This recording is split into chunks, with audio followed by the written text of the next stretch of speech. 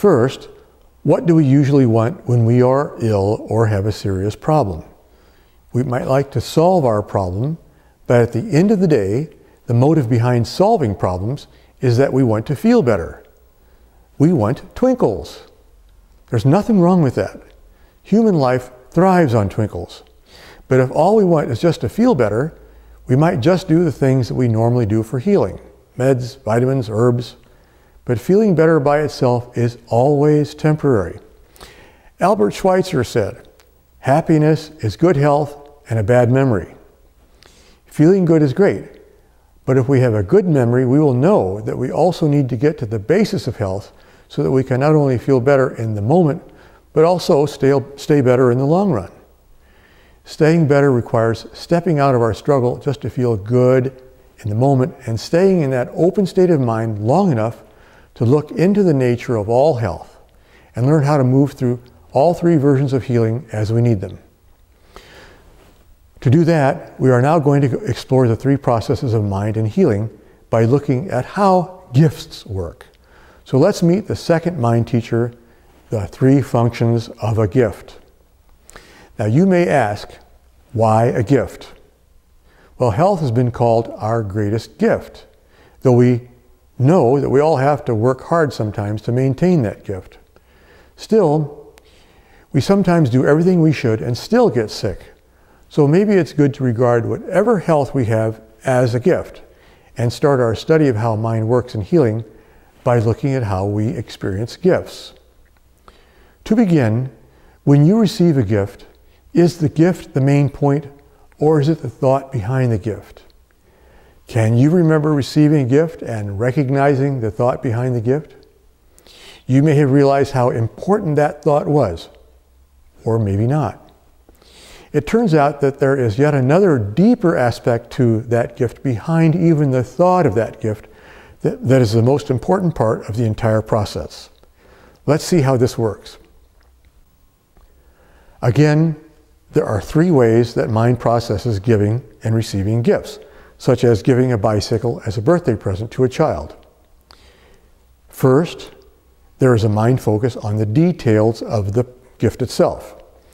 Any bicycle can be a nice surprise, but it is best if the bicycle functions as a bicycle should, transporting the child safely and well. It needs to be the right size, the right color, and so on. For both giver and receiver, this is the realm of thinking mind. Second, there is a mind focus on how the bicycle functions to demonstrate the parent's love for the child.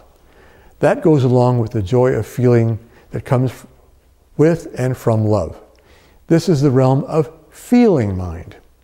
And third, there is the profoundly important but often hidden sense that the gift functions as a reminder that the child sparkles as much as any star in the sky, is a worthy member of the universe, that he or she is good no matter what, has inherent dignity, and on the deepest level reflects the wholeness of the universe.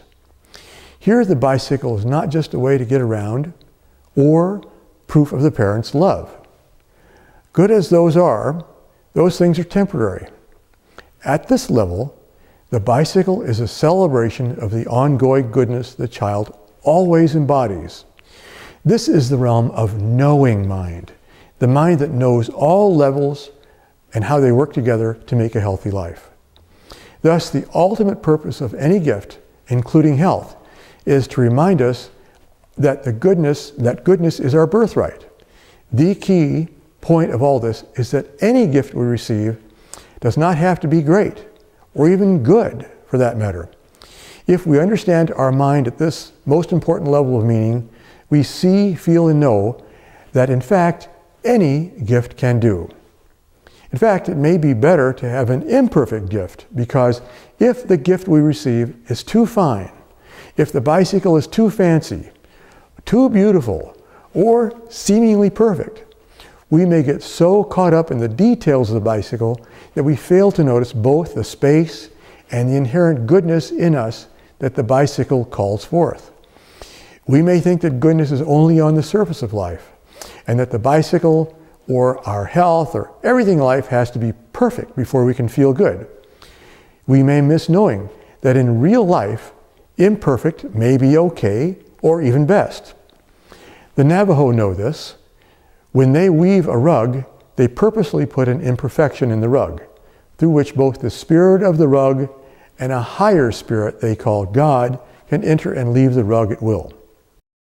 Now, we all need to have confidence in this deep inner goodness as we go about life, especially during times when there is no bicycle, or ours is broken, and there's no one around who seems to care. We need to think, feel, and know the goodness in ourselves and others then more than ever. Thus, confidence in our deep goodness, the goodness beyond outer circumstances, is the ultimate source of healing.